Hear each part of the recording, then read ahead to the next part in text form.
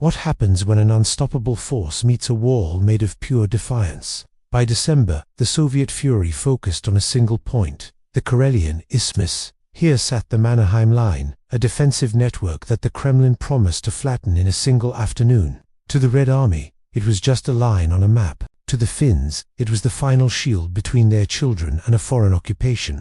The strategy was brutal and relentless. The Soviets unleashed a bombardment so intense it turned the forest into a blackened, lunar wasteland, firing thousands of shells until the very air tasted like cordite and ash. They sent waves of tanks and thousands of men screaming across the frozen earth, convinced that no human could survive the fire. But as the smoke cleared, the Finns were still there.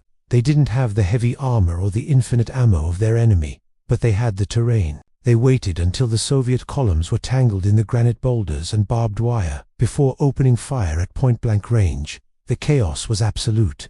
In some sectors, the piles of fallen invaders grew so high that Finnish machine gunners had to stop firing just to clear the bodies from their line of sight. Imagine the mental cost of holding a trench while the world's largest army throws its entire weight against your chest. The Soviets were trapped in a meat grinder of their own making, repeating the same suicidal charges because their officers were too terrified of Stalin to admit they were failing. The Mannerheim Line wasn't just built of concrete and earth. It was built of a stoic, white-knuckled courage that the invaders simply couldn't comprehend. The giant was bleeding, and the world was starting to notice that the shield was not going to break.